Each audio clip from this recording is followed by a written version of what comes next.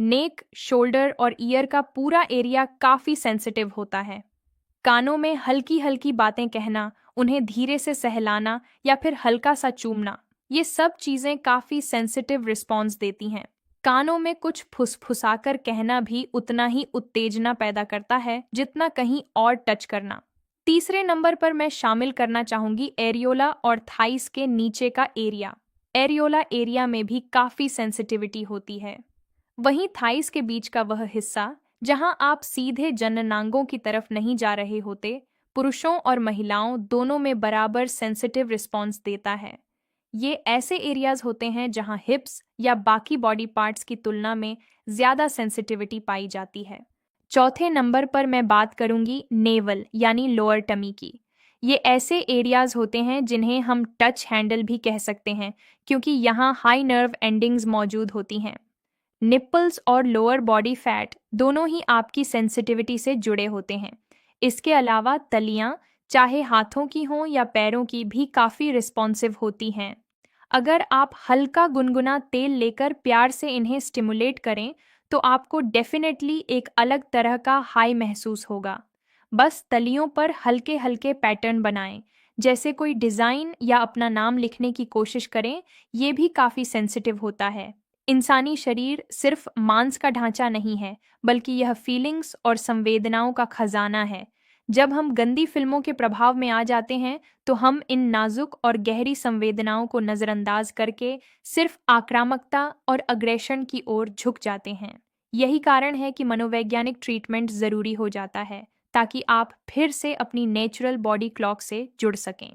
जो sensitive areas मैंने आपको बताए हैं, ये बिना किसी तनाव या गिल्ट के आपको ऐसा आनंद दे सकते हैं जो पेनिट्रेशन से भी ऊपर महसूस हो सकता है। अक्सर कपल्स के बीच दूरी इसलिए बढ़ती है क्योंकि वे एक दूसरे को समझने और एक्सप्लोर करने के बजाय सिर्फ इस्तेमाल करने लगते हैं। जब आप अपने पार्टनर की गर्दन, हथेलियों और तलवों पर ध्यान देते हैं तो दिमाग में एंडोर्फिन रिलीज होता है, जो आपके रिश्ते के प्यार को कई गुना बढ़ा देता है।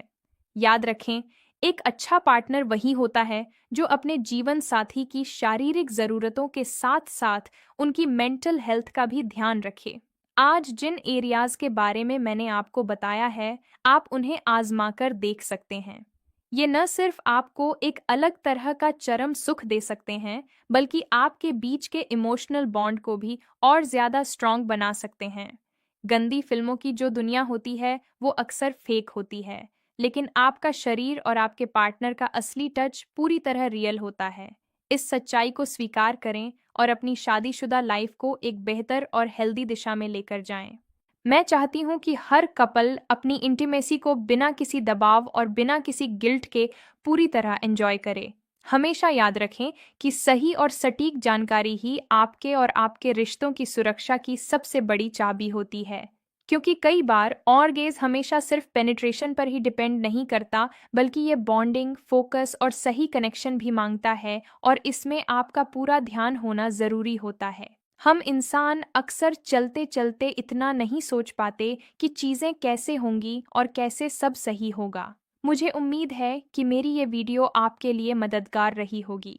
अगर आपकी लाइफ में भी ऐसी कोई डिमांड्स आ रही हैं जो आपको अनकंफर्टेबल या असहज महसूस कराती हैं, तो चुप बिल्कुल मत रहिए।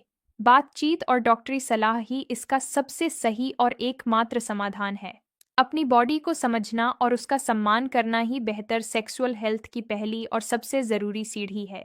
अगर आप ऐसी ही और सेक्स हेल्थ और इंटीमेसी से जुड़ी वीडियो देखना चाहते हैं तो चैनल को अभी सब्सक्राइब करें। अगर कोई भी सवाल हो तो कमेंट में ज़रूर लिखें।